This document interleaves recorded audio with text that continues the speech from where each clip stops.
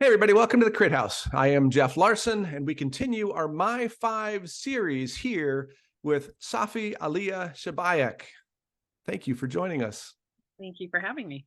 It's great to have you. You may be better known, at least on the Instagram world, as Flashbulb Floozy. That's true. Yeah, it's a lovely acronym or name. The acronym's not the right word, but it's great having you on. We are going to talk about your images today, and they come from Deren, Diane Arbus, Joel Peter Witkin, Suzanne Meiselas, and Lauren E. Simonutti. I am looking forward to talking about these. I have to say, I don't know some of these photographers as well as I probably should. So tell us a little bit about you. Now, I know you're in Los Angeles.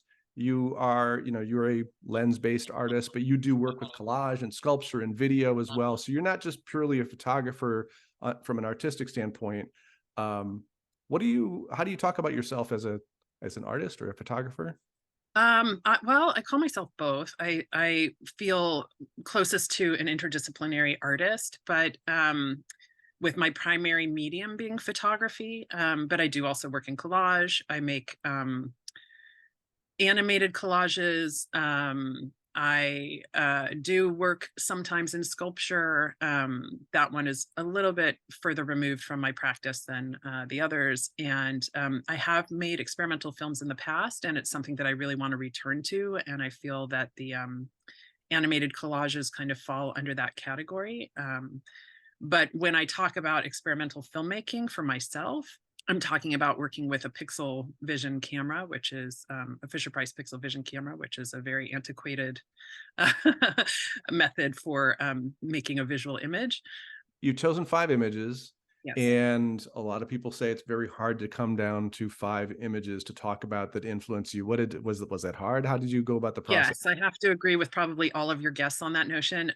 Picking 5 is really difficult. And then when you've narrowed down to 5, it's really difficult to select one image from that person. The people that I've selected are people whose bodies of work I've enjoyed and have, left a major impression on me. So it's not necessarily one image, it's a lot of images from these individuals. But I selected images that I felt that I could talk about strongly. And in some cases, it might have been the initial image that brought me into that person's work. So your first image, it starts with Deren, and I'll be honest with you, I know very little about this work. Tell us about her, this image, and why this is important to you. Okay, well, this image is actually the still from her first experimental film that she made. So it's really the experimental film Meshes of the Afternoon, which was made in 1943, actually here in LA. She is not known well enough, and she should be. She has been called the most influential experimental filmmaker in American cinema history, but still she's relatively unknown. So the opening sequence of the film, I think, is just so masterful in its use of shadows and elements of film noir.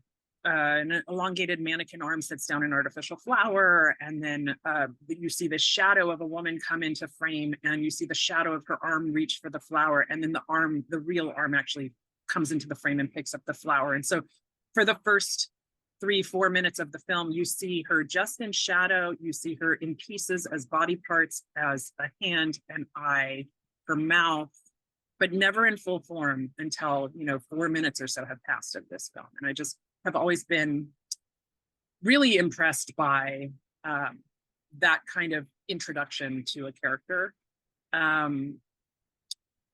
For me, that film showed me that storytelling did not need to be linear or have a conventional narrative to be effective and evocative.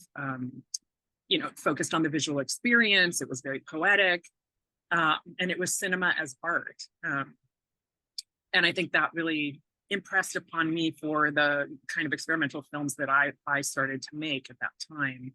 Is this a film that can be watched? Yes. Online? You can find it on YouTube. I would also, I don't know this for a fact, but I would assume that her films can be found on Canopy or in the Criterion Collection. So this one is called Meshes of the Afternoon. She did one called At Land, which was the subsequent film to Meshes. 2 more notes about her. One is that today, being I know this probably won't air today, but today being October 13th, this is the anniversary actually of her death day, which was October 13th, 1961. And I just thought that was kind of like a beautiful, just a occurrence. And then the other thing just about this image, as the still that kind of represents her and this work, Mark actually wrote about in his book, she is sealed behind glass, her fingertips pressed lightly on the transparent surface, as if to confirm the barrier between the interior and the exterior. The window is a medium of dueling functions, reflecting and transmitting. I just thought that was a really beautiful way to describe not only this image, but also like the way she interpreted art, the way she presented art. Diane Arbus, number 2 for you. Diane Arbus. Yeah, this one is called Girl Sitting on Her Bed with Her Shirt Off, and it's from 1968. Again, another photographer whose body of work, I mean, I had a really hard time selecting an image from, and we could, literally pull any image of hers and I could talk about it with a lot of enthusiasm and gusto, because I just absolutely love her work. She's one of the largest influences on my work. Also learned of her through Mark Alice Durant, who was my photography professor at UCLA. I think she really knew how to pick interesting people and quickly build trust and photograph them intimately. And I think that's really apparent in all of her photographs. I mean, she, whether it's in their own space or out in the world, whether they're nude or whether she's up super close, to their features that she's documenting. She really, I feel like she looked for people's uniqueness and wanted to record that. And one of my favorite quotes of hers is this. She says, "Most people go through life dreading they'll have a traumatic experience.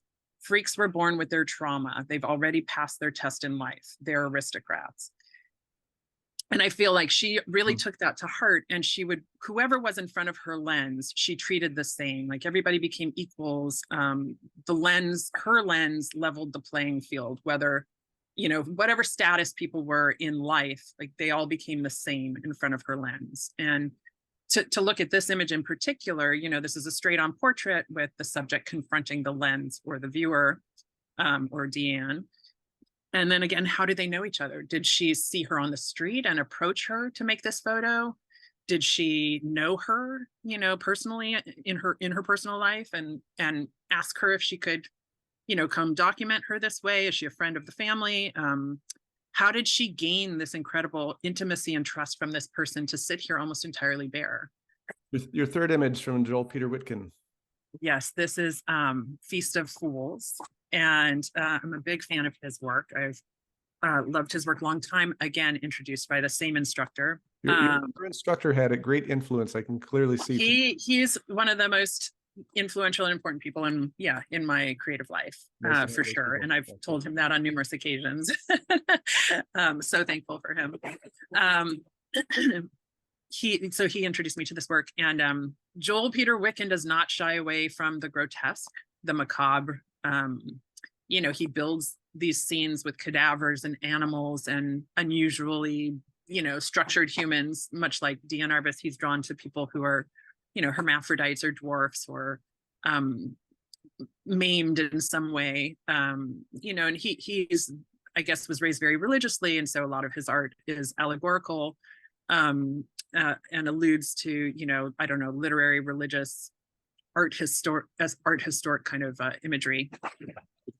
But there's something very, very seductive about his work. And, it's alluring, it's gluttonous, it's, all of these things that are probably taboo or, in a lot of cultures, taboo. And that's why I'm so drawn to them, because my instantaneous reaction to things is usually to go the opposite direction or to rebel against it. And so, I go against the flow, and I think I'm really drawn to photographers who also go against the flow. And this definitely goes against the flow to use cadavers in your artwork. So I think this piece is really interesting for.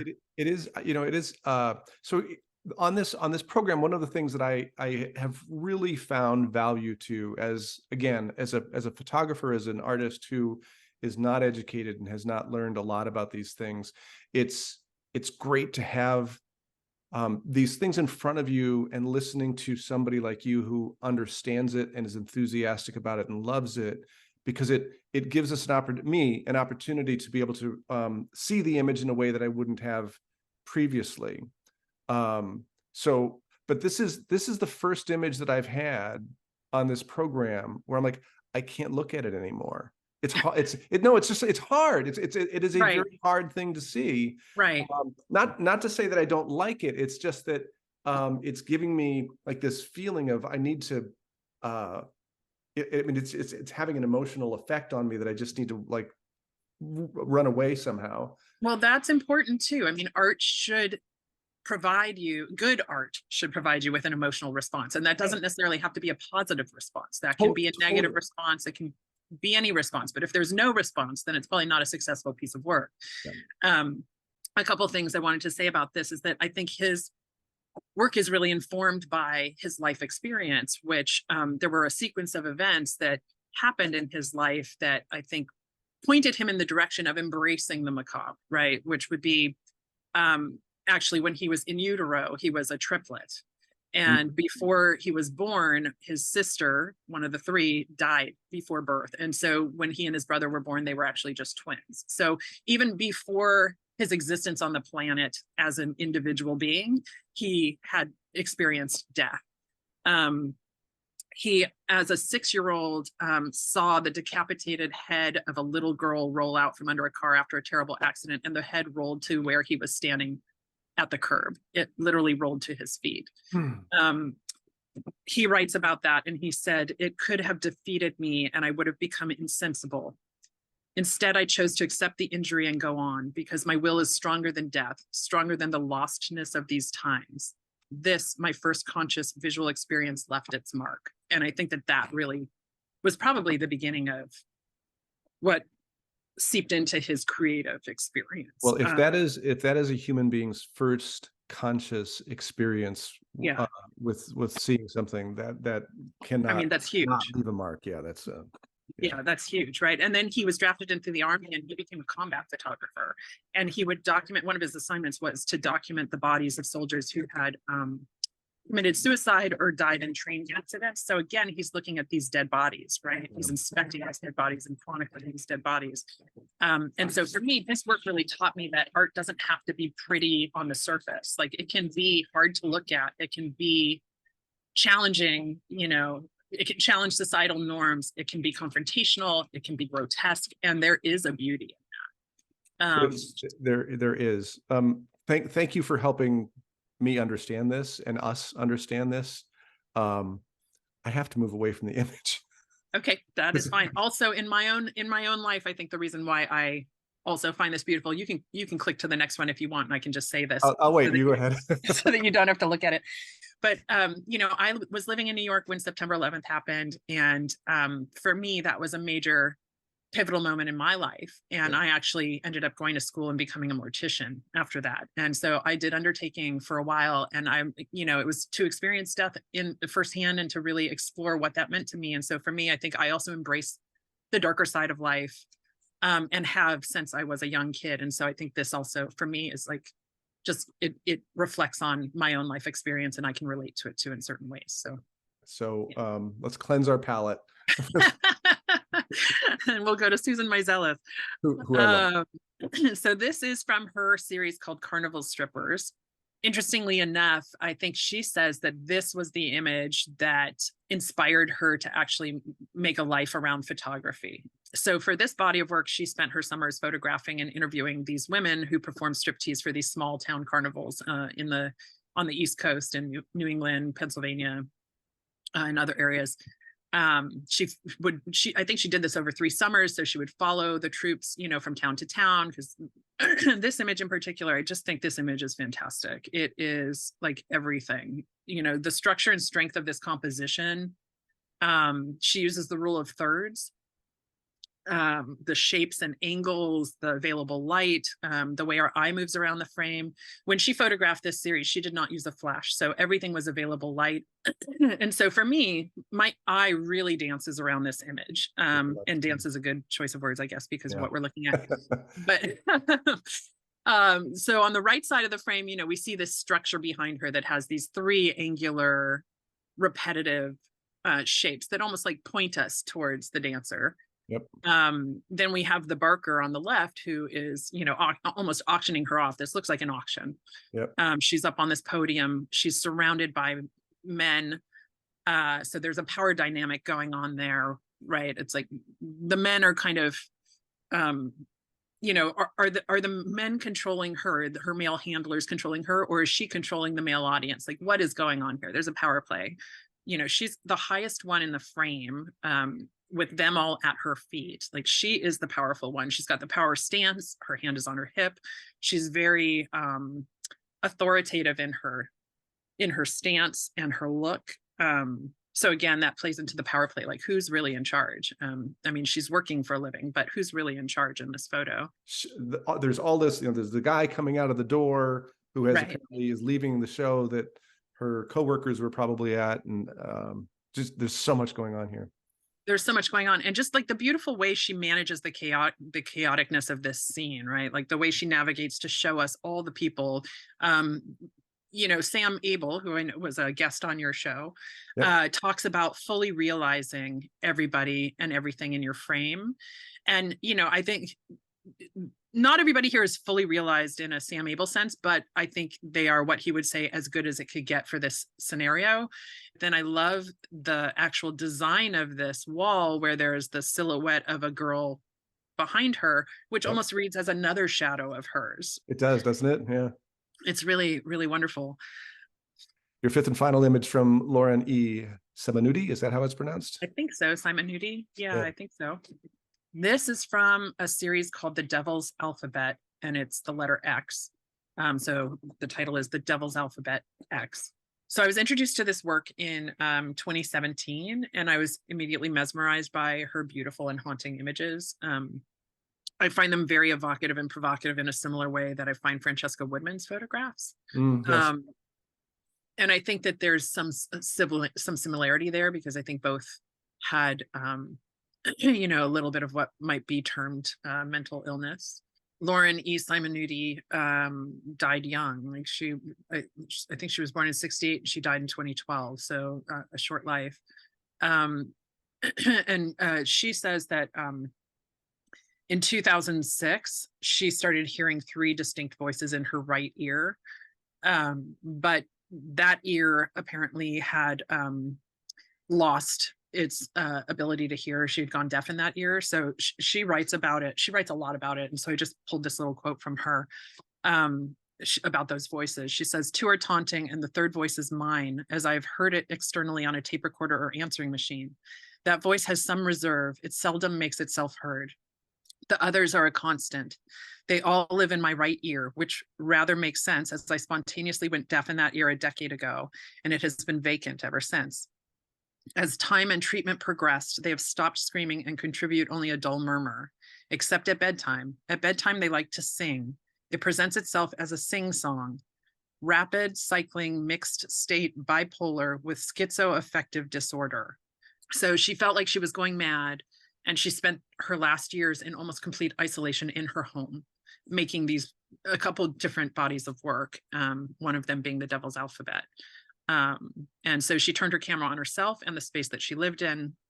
And so for me, like, this image, obviously it's very moody and dark. It's made with a medium format camera. It's black and white, and it's selectively bleached and toned, as much of her work is. Mm-hmm. It's very disorienting. The wall with the eye appears to be upside down.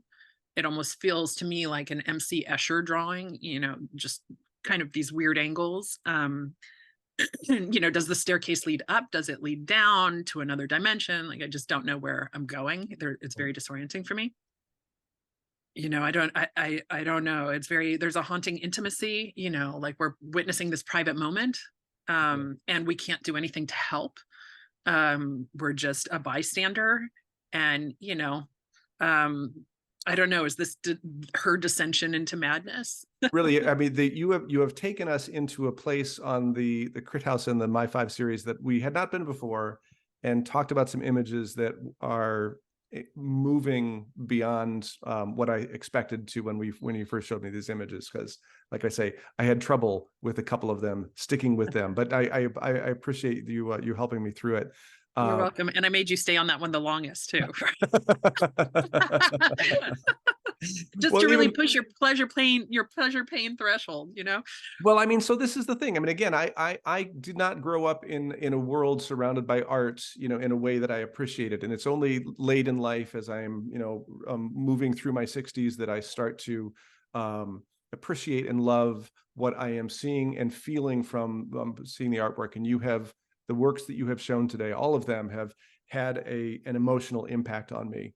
And I would like to say for everybody out there, if you are interested in participating on the Crit House, then you can certainly go to Instagram, put your 5 images up, tag it or use the hashtag MyFIVE, and then tag us at the Crit House to possibly be on the program as well. Safi Alia Shabaik, and I know I didn't get that as closely as I need to. Safi Alia Shabaik, yes. I'll sit there with Flashbulb Floozy, your Instagram handle. Thank you so much for joining us on the Crit House. So happy to be here. Thank you for having me. And thank you all for watching as well.